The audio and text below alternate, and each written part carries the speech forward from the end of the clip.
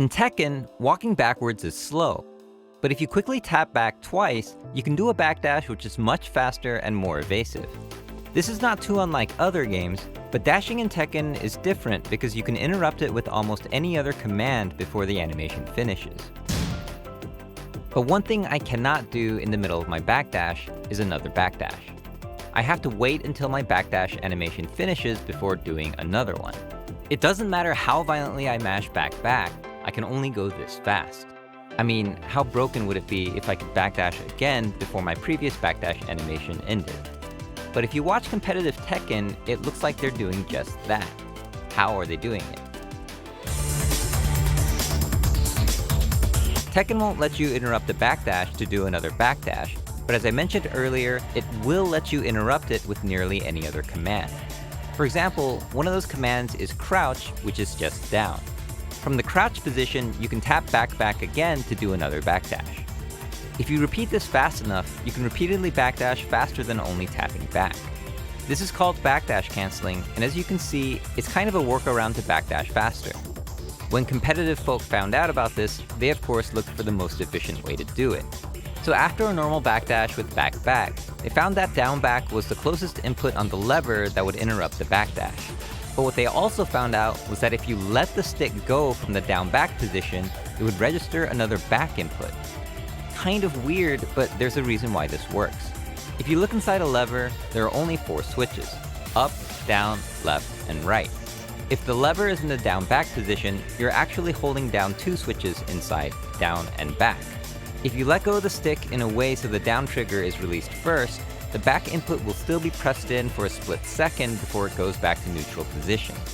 This gives you a free back input just for releasing the stick. From here, tap back just one more time and you get another backdash. If you do this multiple times, you get what's known as the Korean Backdash, and it's the quickest way to move backwards. You'll see that people have mastered this at the highest levels of play, and if you watch the top players' lever motions, you'll notice there's a dexterity to ground movement. This is an example of emergent gameplay, where players discover a way to play that wasn't planned by the creators. But maybe you feel that this is an exploit. The game didn't expect you to move faster than this speed, but the tryhards found a way to abuse the system. Now everyone has to do hand gymnastics to do basic movement. You the developers? The ones that pull that shit? But Tekken isn't the only game which has a movement exploit. Basketball has it too. When basketball was invented in 1891, James Naismith's intended rules were that the player could not run with the ball. They had to pass it before they could move again. But in 1897, the sweatlords over at Yale discovered that you could technically bounce past the ball to yourself without violating the rules. If you repeatedly did this, you were able to move indefinitely with possession of the ball. This was called dribbling. It was initially kind of busted, so they had to make additional rules so players couldn't start and stop dribbling whenever they wanted. But even after the patches, some people still wanted dribbling to be removed. It wouldn't matter if these were just random people, but these were members of the Joint Basketball Rules Committee, the then central governing body for the rules of basketball. In 1927, one member is quoted saying, "The Rules Committee believes that limitation of the dribble is a necessary step in the best interests of basketball." Instead of allowing the player to keep dribbling the ball, they wanted to make it so you could only bounce the ball once. When they announced this rule, there was a huge controversy among coaches, players, and fans of the game. A technique that was studied, practiced, and crafted for decades by the ones most invested in the game could be forever gone. To stop these rule makers from removing dribbling, a coach, who was also a student of James Naismith, formed the National Association of Basketball Coaches, which took part in nationwide protests. They succeeded in stopping the rule change that year, and the members became known as Guardians of the Game. 83 years later, it's hard to imagine basketball without dribbling because people now understand that it's a large part of what makes the game exciting and unique. James goes in and slams. No. How you're allowed to move defines the game you're playing, and the same goes for fighting games. Can you run, short hop, dash, wave dash, or maybe dash in the air?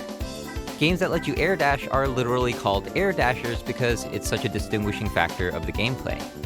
And maybe your game doesn't have any of that. But when you change the movement in a big way, you're changing the game in a big way. It's a reason why many Smash players stick to Melee, a game where the movement uniquely revolves around its wave dashing and L canceling techniques. But Tekken has had step canceling, dash canceling, and the Korean Backdash for pretty much every version of the game, and it's unlike anything else I've played. It's actually one of the things that attracted me to the game.